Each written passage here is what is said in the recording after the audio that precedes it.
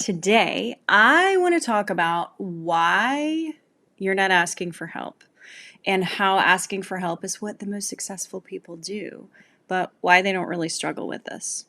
But I really want to start with what is it that you struggle with? And I have heard so many things over the years, and I just littered my screen with them. So I would think less of myself for needing help. What? For real? I hear this all the time. And it's amazing to me how many people use the word shame. I am ashamed that I need help with my job search. I am ashamed that I need help with my career. Why? When we're born, we are given parents or caregivers of some kind that teach us how to hold a fork. We're working on this with my daughter right now, so it's very fresh in my mind. We are taught how to do laundry. We are taught how to mow a lawn. And yet, we're not supposed to need help in our job search and understanding how to market ourselves. We're not supposed to we're not supposed to ask for help in leadership when we've never actually led a team of people before, or we've never done it successfully. What? That is the most ridiculous thing I've ever heard, right? In fact, isn't that why we go to school? We get these degrees because we didn't know the thing, and now we have this degree that is saying, hey, I went to school and I know some things. Some things, right? Not like everything. And it comes to this term right here, I'm embarrassed, right? You're embarrassed that you don't know. Well, I love to level the playing field here, and I just want to share with you that I'm embarrassed that I am a 41-year-old woman that cannot ride a bike or roller skate.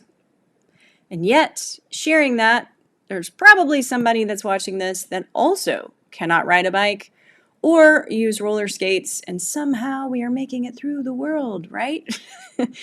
In fact, when we share things that we're embarrassed about, it never fails that we hear, me too, I feel the same way.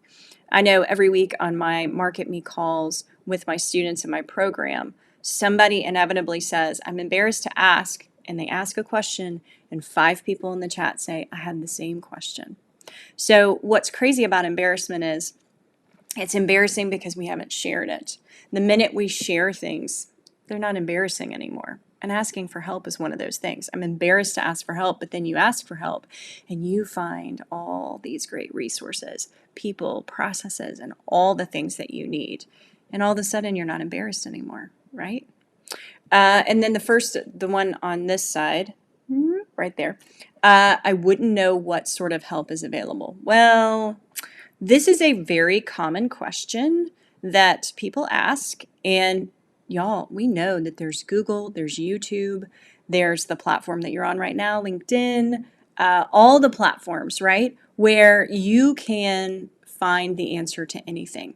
You can find people and you can find resources and videos on exactly how to do what it is you don't know how to do. So this one, I feel like it's still very common. So many people are like, I'm overwhelmed with all the resources. It's one of the reasons why I created my Market Me program is its standard, streamlined process of exactly how to find and land a job, marketing yourself clearly and succinctly, along with my leadership program, where I teach you how to go from a doer to a leader and really enhancing your team, engaging them in a powerful way without all the extra steps, right? Because I don't want anybody to say that. I want everyone to be able to say, I know what's available to me. I understand it, and it's actually very simple. And then it's so common for people to say, the problem didn't seem worth getting help for. Here's the thing, though. If it's a problem, then it means you need to be doing some research on it and getting help, whether that's free help, whether that's paid help, whatever that looks like. If it is something that you don't know or don't understand, it is 1000% worth your time getting help on it. And then I don't like talking about my weaknesses. Now, I personally hate talking about weaknesses, right?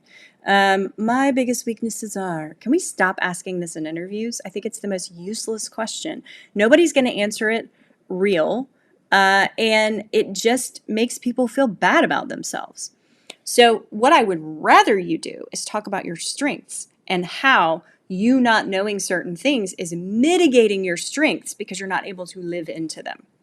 And I want to talk a little bit more about that in just a few minutes. So, the first thing I want to do, though, is talk about some white men. Um, why do I want to talk about white men? Because I believe that the majority of us think that it's weak to ask for help, right? So, I thought it would be fun to share with you 3 of the most successful white men and how they have definitely asked for help in their lives because their businesses wouldn't be what they are. So I wanted to highlight for you how much help these people have. So Elon Musk has 99,920 helpers that he has employed, right? He's invested in that many people helping him bring his vision to life. Why? Because you can't do it by yourself. He also knows his zone of genius, which we're going to talk about. And it is not, putting the car together, right? It's not manufacturing the car. It is bringing that vision to life. And so he has that many helpers. Now, I love the fact that Jeff Bezos has 1.6 million people helping him. I know he does because yesterday I had an Amazon package delivered to my house. And y'all, Jeff Bezos did not personally deliver this package. And if he had, it would really scare me that Amazon was as profitable and successful as it is. So think of it this way. The person that delivered the package did not package that package. Somebody else did.